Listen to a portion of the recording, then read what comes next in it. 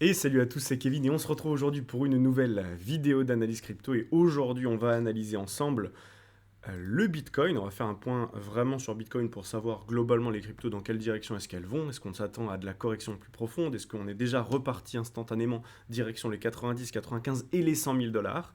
Ensuite on fera le point sur Ethereum, Solana et également un point sur le XRP qui a été pas mal mis de côté ces derniers temps puisque forcément il ne se passait pas grand-chose, il n'y avait pas grand-chose à dire, mais il y a peut-être quelque chose à faire sur XRP dans ces prochaines semaines, donc on va analyser tout ça ensemble. Juste avant, n'oubliez pas que dans la partie communautaire, je vous mets souvent des sondages, je vous en remettrai un aujourd'hui d'ailleurs, je pense.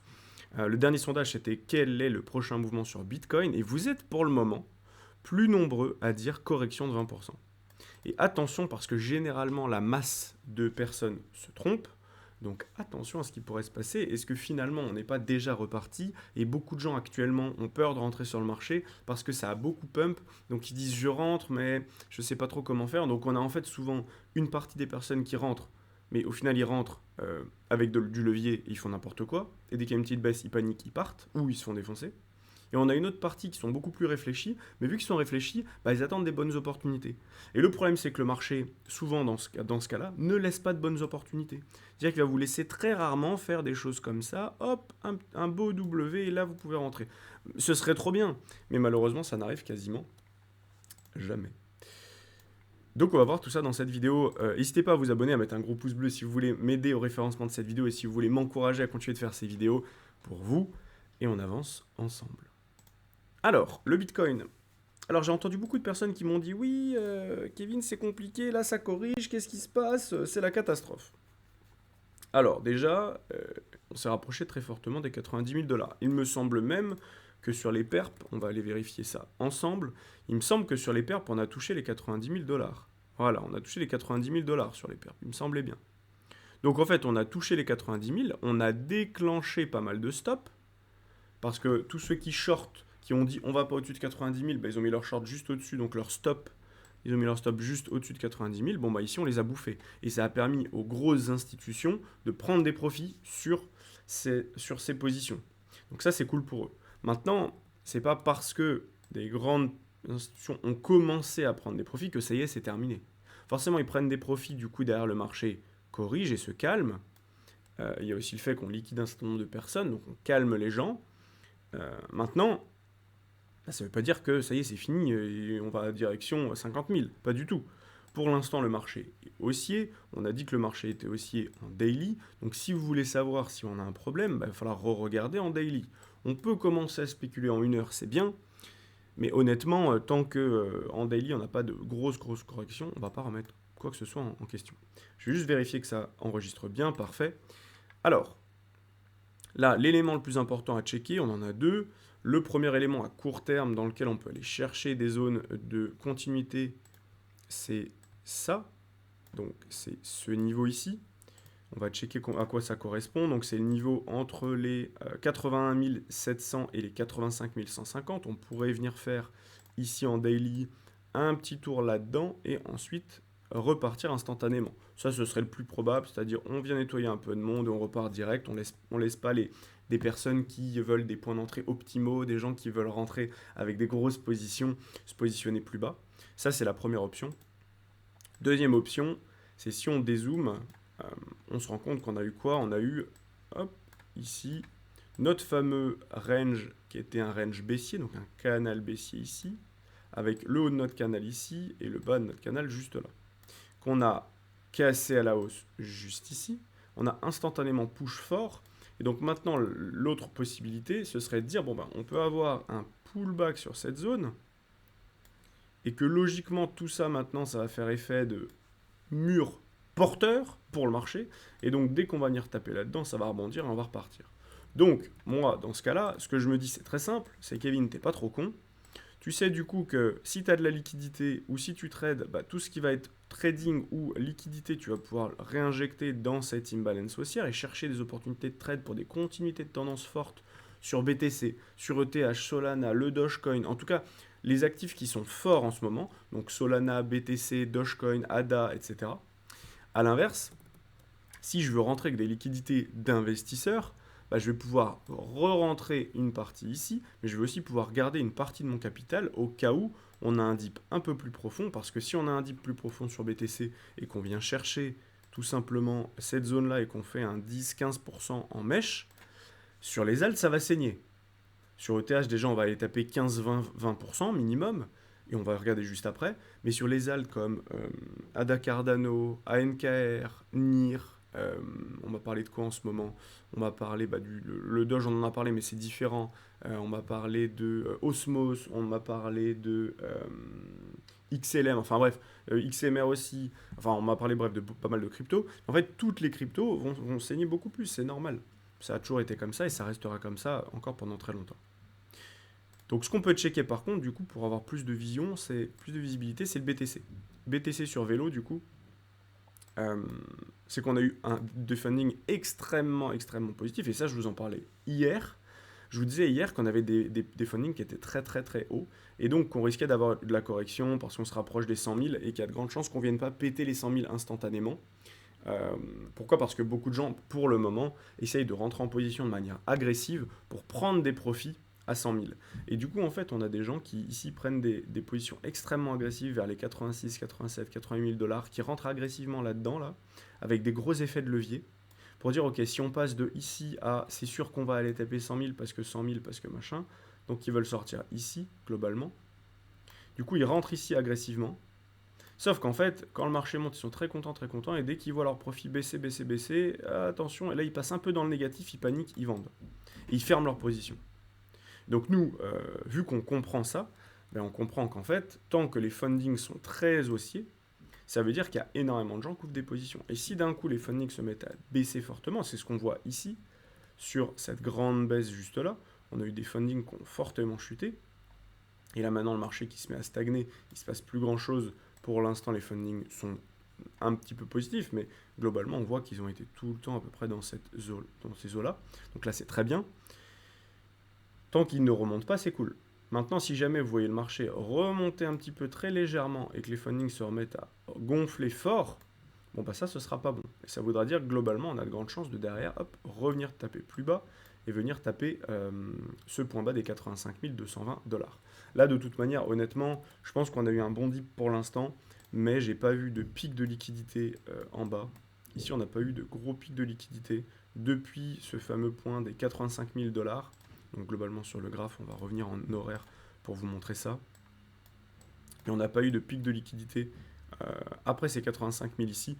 Donc il y a des chances qu'on vienne faire juste une petite chasse en dessous de ça, qu'on vienne taper dans notre imbalance daily et que derrière on se reprenne et on parte. Et ça va partir fort. Donc moi c'est ce que je pense. Maintenant on va checker sur le reste ce que ça donne. Alors ETH. Pour moi, ETH, il a cassé son imbalance ici. Donc en daily, on avait de la grosse imbalance jusqu'à peu près les 3077, 3080 dollars. On a tout cassé à la hausse. On a créé des imbalances haussières fortes. Donc maintenant, on peut se rappuyer dessus. Mais honnêtement, je ne vois pas trop de raison d'aller bien plus bas pour le moment sur ETH.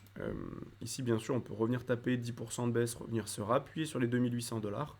Mais il n'y a rien de bien dangereux. On a beaucoup d'imbalances haussières qui nous protègent de tout ça. Donc rien de spécial à dire de plus. Solana, alors Solana c'est qui tout double, mais je pense qu'il faut réussir à prendre du recul, parce que si on regardait Solana tout seul, on se dirait, oula, il a le point haut, il a le point bas qui était ici, de notre range. Notre Solana, il a fait quoi?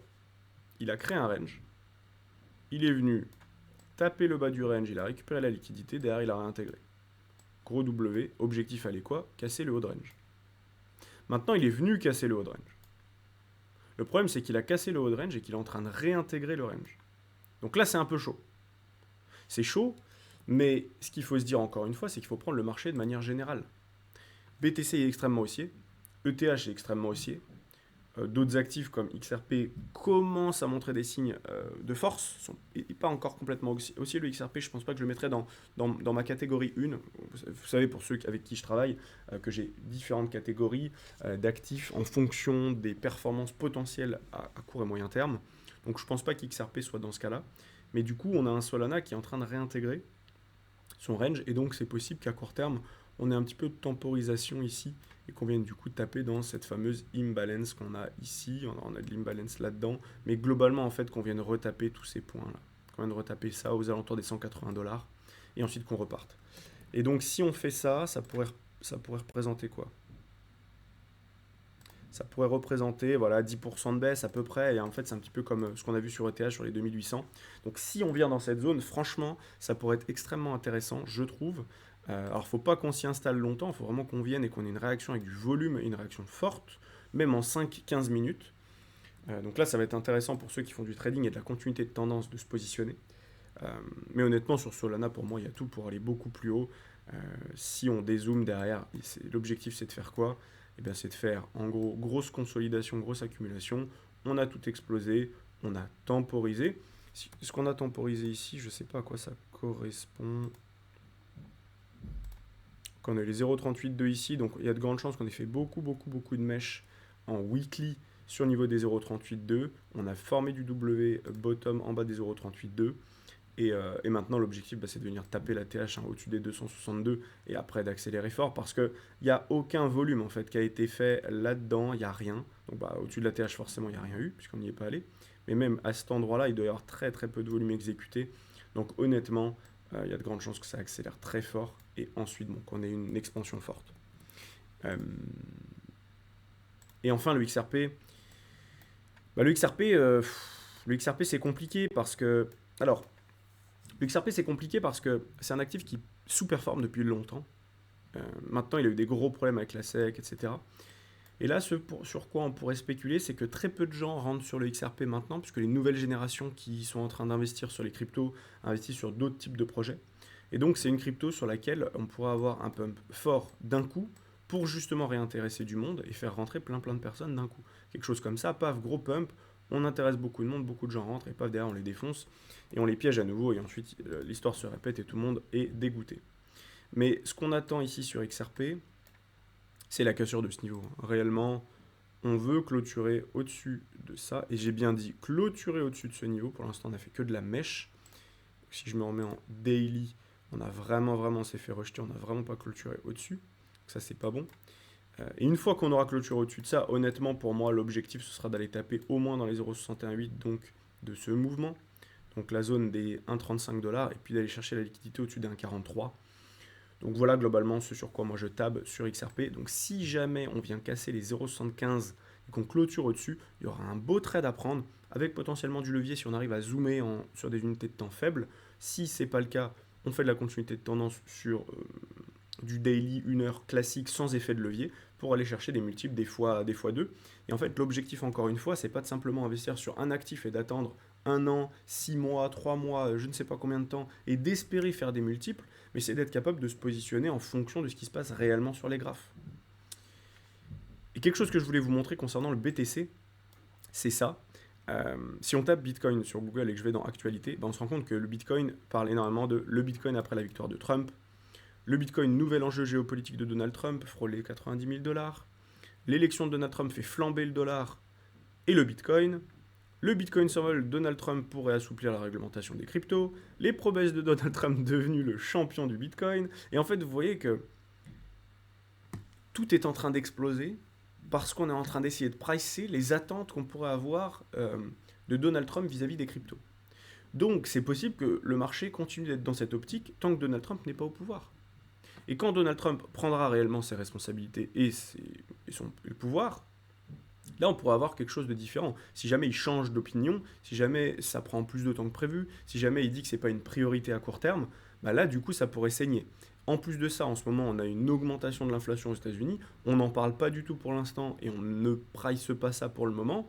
Mais attention parce que fin décembre, je crois que c'est le 18 décembre, on aura les taux de la Fed, et donc si d'ici là l'inflation a continué d'augmenter, et avec la politique de Trump il y a des chances que ce soit le cas, attention à ce qui pourrait se passer sur le marché des cryptos. Pour l'instant on a le temps, moi je pense honnêtement que là on est vraiment sur des faibles corrections.